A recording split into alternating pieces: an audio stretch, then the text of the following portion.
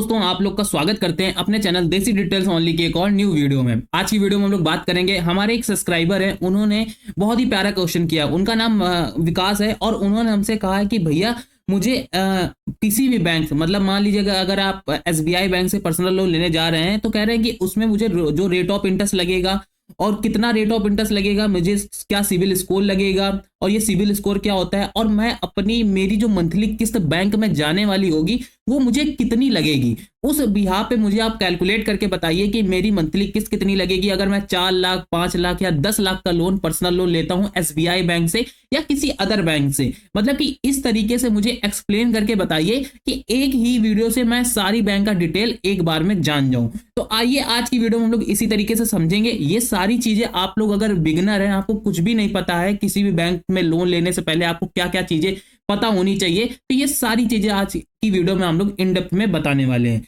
तो आइए वीडियो को स्टार्ट करने से पहले अगर आपने हमारे चैनल देसी डिटेल्स ओनली को सब्सक्राइब नहीं किया है तो प्लीज यार सब्सक्राइब कर लीजिए। यहाँ हमारे 10,000 सब्सक्राइबर कंप्लीट होने वाले हैं, तो हम लोगों ने गिव अवे करा है क्योंकि हम टॉप 5 बंदों को उठाएंगे अपने कमेंट बॉक्स से और उनको 5-5 लाख का या 10 लाख का, उनको जितने भी लाख का loan, personal loan, home loan चाहिए होगा वो हम लोग उस बैंक से प्रोवाइड करवाने में बहुत आसानी से उनको प्रोवाइड करवा दिया करेंगे। केवल 5 लोगों के लिए ऑफर चल रहा है, 10,000 सब्सक्राइबर कंप्लीट होने के बाद हम लोग तुरंत करवाएंगे, ठीक है।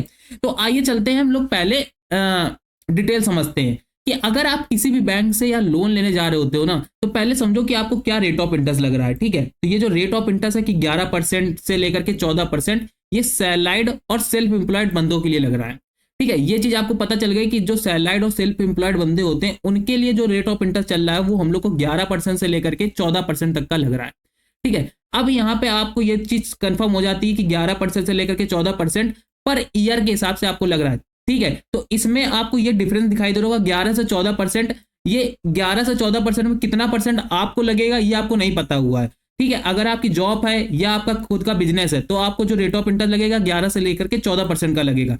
पेंशनर के लिए क्या है, पेंशनर के लिए देखो, जो अगर आपकी पेंशन आती है मंथली, आप रिटायरमेंट हो गए हो, आपकी रिटायरमेंट हो गई या आपकी पेंशन आती है, तब आप अगर एसबीआई से पर्सनल लोन ले रहे हो तो आपको 11% से लेकर 11.15% से लेकर के 11.65% तक का आपको रेट ऑफ इंटरेस्ट लगेगा। मिनिमम मान लीजिए कि आपको 12% तक का पेंशनर के लिए रेट ऑफ इंटरेस्ट चल रहा है, ठीक है। अब लोन अमाउंट, ये लोग कितना लोन अमाउंट आपको प्रोवाइड करते हैं। आपको किसी भी बैंक में जाने से पहले आपको ये कंफर्म करना चाहिए, जैसे ये एसबीआई बैंक का है, ठीक है। एसबीआई बैंक को हम लोग लेके चल रहे हैं, तो अगर आपको किसी भी बैंक के बारे में पता करना है कि एसबीआई बैंक का क्या रेट ऑफ इंटरेस्ट चल रहा है, तो 25,000 रुपए मंथली इनकम होनी चाहिए, ठीक है। मिनिमम 25,000 आपको मतलब कि लोन अमाउंट मिलेगा।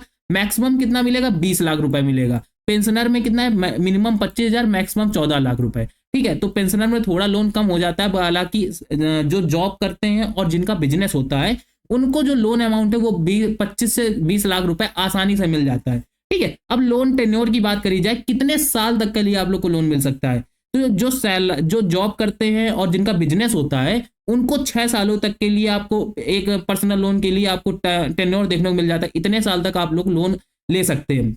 और जो पेंशनर होते हैं उनको भाई 7 सालों तक का आपको समय मिल जाता है। तो ये एक थोड़ा सा प्रॉफिट देखने को मिलता है। आपको ये सारी चीजें कंफर्म तो पता होनी चाहिए, ठीक है। अब प्रोसेसिंग फीस, आपकी क्या प्रोसेसिंग फीस लगेगी, तो देखो जो जॉब करते हैं और जो सेल्फ एम्प्लॉयड होते हैं उनको भाई 1.5% ऑफ द लोन अमाउंट, अगर आप मान लीजिए कि एसबीआई बैंक से आप 10 लाख या 5 लाख का लोन ले रहे हैं तो उसमें से 1.5% आपकी प्रोसेसिंग फीस और प्लस टैक्स कट जाएगा।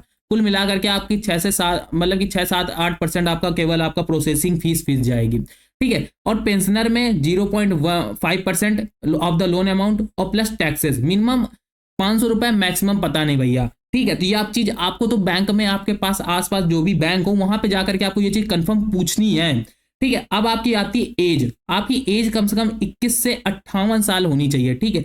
अगर आप 21 से 58 ईयर्स तक हैं तो आप लोग सैलरीड और सेल्फ एम्प्लॉयड से आसानी से लोन ले सकते हैं। अगर 58 से प्लस है तो आप पेंशनर की तरफ जाइएगा, पेंशनर की तरफ आपको 78 ईयर्स तक का आपको लोन मिल सकता है, ठीक है। अगर आपकी एज 78 ईयर्स है तो आसानी से आपके लोन मिल जाएगा।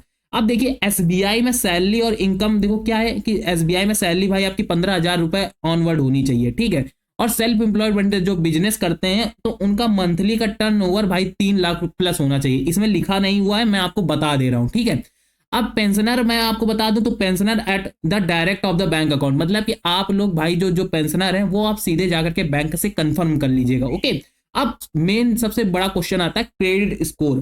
ठीक है, तो क्रेडिट स्कोर आपका 750 से अबव होना चाहिए। आपको अगर आपका क्रेडिट स्कोर नहीं पता है तो क्रेडिट स्कोर चेक करने की लिंक मैं आपको सिंपल डिस्क्रिप्शन बॉक्स में प्रोवाइड कर दे रहा हूं, तो वहां से जाकर के आप लोग अपना क्रेडिट स्कोर पता लगा लीजिएगा कि कितना है और क्या क्या हम लोग का क्रेडिट स्कोर लगेगा। तो वहां से जाकर के आप वो चीज कंफर्म पता कर सकते हैं। मैं आपको उसकी लिंक डिस्क्रिप्शन में दे दूंगा, वहां पे आप लोग जाकर के अपना क्रेडिट स्कोर पता करिए कि कितना आपका लगने वाला है और कितना आपको क्रेडिट स्कोर, क्योंकि बिना क्रेडिट स्कोर आप लोग आपका इंटरेस्ट आपको नहीं पता चलने वाला। ठीक है, और पेंशनर भाई सीधे डायरेक्ट बैंक से कंफर्म करें। ओके, प्रीपेमेंट चार्जेस भी एक चीज होती है, तो 3% ऑफ द प्रीपेमेंट अमाउंट लगता है, 3% और प्रीपेमेंट अमाउंट क्या कहते हैं पेंशनर के लिए भी लगता है। अब आपके एक माइंड में क्वेश्चन आ रहा होगा, भैया आपने डॉक्यूमेंट्स के बारे में नहीं बताया। तो डॉक्यूमेंट्स आज के समय पे बहुत ज्यादा सिंपल डॉक्यूमेंट्स लगते हैं। आधार कार्ड, पैन कार्ड आपके पास होना चाहिए, और आपका भाई आपका जो मतलब कि इनकम टैक्स ITR होना चाहिए, सेल्फ जो बिजनेस करते हैं, और भाई क्या कहते हैं सैलरी स्लिप होनी चाहिए, जो भाई जिनकी जॉब लगी है। ठीक है, जो जॉब से पैसा कमाते हैं उनके पास अपनी सैलरी स्लिप होनी चाहिए। तो और बैंक अकाउंट में जो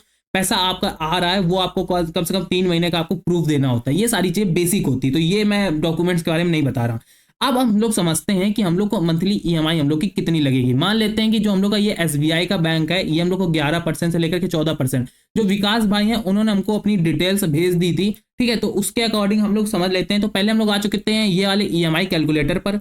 इसकी लिंक मैं आपको सिंपल डिस्क्रिप्शन बॉक्स में दे दूंगा, क्योंकि ये वाला EMI कैलकुलेटर इतना यूजर फ्रेंडली है कि आसानी से आप लोग इसमें अपना EMI कैलकुलेट कर सकते हैं। आपको कुछ भी करने की ज्यादा जरूरत नहीं पड़ती है। ठीक है, और आपको ना मतलब कि पेन कागज लेकर के दौड़ने की जरूरत नहीं पड़ती है। आसानी से आप लोग केवल टैप टैप करके अपना अमाउंट डाल करके आसानी से कैलकुलेट कर सकते हो। कैसे कैलकुलेट करना हम लोग बता देते हैं। ठीक है, तो अब मान लीजिए कि आपका जो रेट ऑफ इंटरेस्ट है वो 11 से 14% के बीच में, हम एक मतलब 12% ले लेते हैं। कि मान लीजिए जो विकास भाई हैं जो हमें उन्होंने हमको बताया हुआ है, आप लोग जो रेट ऑफ इंटरेस्ट फिलअप करिएगा अपना सिविल स्कोर चेक करके ही फिलअप करिएगा। सिविल स्कोर चेक करने की लिंक डिस्क्रिप्शन बॉक्स में पड़ी हुई है। मैं बार बार बोल रहा हूँ, ऐसे ना चेक कर लीजिएगा कि हवा हवाई में आपने चेक कर लिया। ठीक है, अब यहाँ पे आने के बाद आपको पर्सनल लोन पे क्लिक करना है। यहाँ पे आप पर्सनल लोन पे जैसे क्लिक करोगे तो यहाँ पे आपको अमाउंट देखने को मिल रहा है कि आपका कितना आपको लोन अमाउंट लेना। अगर आप होम लोन लेना चाहते हो तो होम लोन का अमाउंट डालना, पर्सनल लोन लेना चाहते हो तो पर्सनल लोन का अमाउंट डालना, कार लोन लेना चाह रहे हैं या बाइक लोन लेना चाह रहे हैं तो सेम ही कैटेगरी में आ जाता है, तो आपको उसका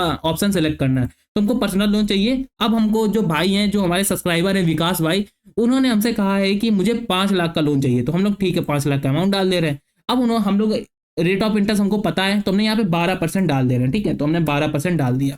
लोन टेन्योर, अब लोन टेन्योर अब 5 लाख का है, तो पहले यार हम 5 सालों के लिए लेकर के देखेंगे। यहाँ से हम जाते हैं और यहाँ पे हमने 5 साल डाल दिया। ठीक है, अब यहाँ पे हम लोग ऐसे 5 साल डाला, तो हम लोग को देखोगे नीचे साइड यहाँ पे लोन की EMI 11,122 रुपए आपकी लोन की EMI जाएगी। अब आपको टोटल ब्याज, टोटल इंटरेस्ट कितना देना पड़ेगा, तो टोटल इंटरेस्ट आपको पूरे 5 सालों में, वो भी 5 लाख के अमाउंट पर, कितना टोटल इंटरेस्ट देना पड़ रहा है 1,67,333 रुपए। अब आपको प्रिंसिपल अमाउंट क्या हुआ, जो आपने लोन अमाउंट लिया है बैंक से, 5 लाख का लोन अमाउंट लिया है, उसके बाद जो प्लस इंटरेस्ट रेट है, ये टोटल जो इंटरेस्ट रेट है 1,67,000, इसको इंक्लूड करके आपको टोटल बैंक को कितना, SBI बैंक को कितना लोन देना पड़ेगा, 6,67,333 रुपए आपको टोटल बैंक को देना पड़ेगा। अब यहाँ पे हम लोग सर्कल वाले ग्राफ से समझते हैं। यहाँ पे आप ये जो सर्कल वाला ग्राफ है इससे समझते हैं कि आपको देखो 25% आपका इंटरेस्ट रेट है, और ये जो ग्रीन वाला एरिया है ना 74%, ये आपका क्या कहते हैं प्रिंसिपल लोन अमाउंट है।